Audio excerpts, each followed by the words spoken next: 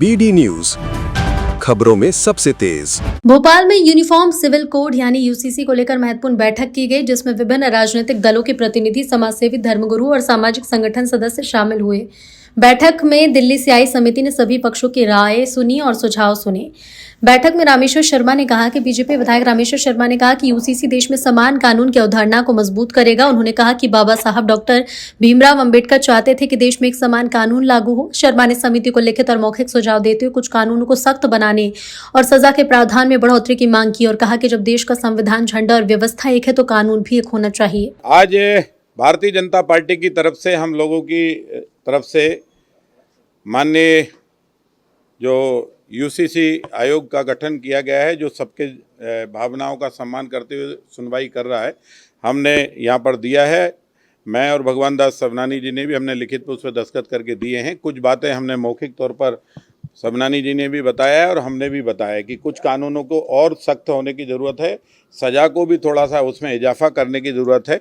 और सवाल इस बात का है कि बाबा साहब अम्बेडकर के कानून को लागू करना, लेकिन बाबा साहब अम्बेडकर ने जो कानून रुक गया था, जैसे वो पूरा नहीं हुआ, उस पर बाबा साहब ने स्वयं कानून मंत्री से इस्तीफा दिया था, क्योंकि बाबा साहब चाहते थे कि जब ये मुल्क एक है, ये देश का संविधान एक का है, देश का झंडा एक है, तो इस देश में एक कानून लागू होना चाहिए जो सब पर लागू हो। नमाज पर किसी को आपत्ति नहीं, पूजा पर किसी को आपत्ति नहीं, लेकिन आखिर कोई भी बात होगी, सामान्य कानून एक जैसा सब व्यक्तियों पर लागू होगा।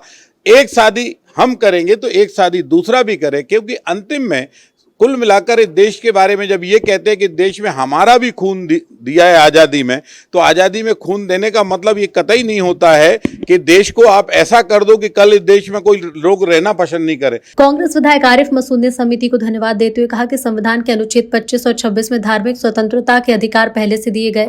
यूसीसी की आवश्यकता पर ऐसे में सवाल खड़े होते हैं। उन्होंने कहा कि यदि आदिवासी समुदाय को परंपरा के आधार पर अलग रखा जा रहा है तो समान नागरिक संहिता का सिद्धांत अधूरा रह जाता है। मसूद ने समिति से इस संबंध में स्पष्ट जवाब मांगा और कहा कि धार्मिक परंपरा में हस्तक्षेप संविधान की भावना के विपरीत होगा। देखिए, समिति ने बुलाया, धन्यवाद। और 2-3 बातें रामेश्वर शर्मा जी ने रखी अपनी तरफ से, तो 2 बात तो अच्छी लगी। उन्होंने कहा कि हम चाहते हैं बाबा साहब के अम्बेडकर जी के संविधान को ही आगे बढ़ाया जाए, तो मेरे को बहुत खुशी हुई। मैंने कहा मुझे तो इस बात से बहुत खुशी है, क्योंकि हम तो चाहते ही हैं कि संविधान के दायरे में सब कुछ रहे। और जब आर्टिकल 25 और 26 दिया हुआ है तो फिर अमेंडमेंट की ज़रूरत क्या है? और फिर जब आप ट्राइबल को अलग करते हो तो यूसीसी कहाँ बचता है?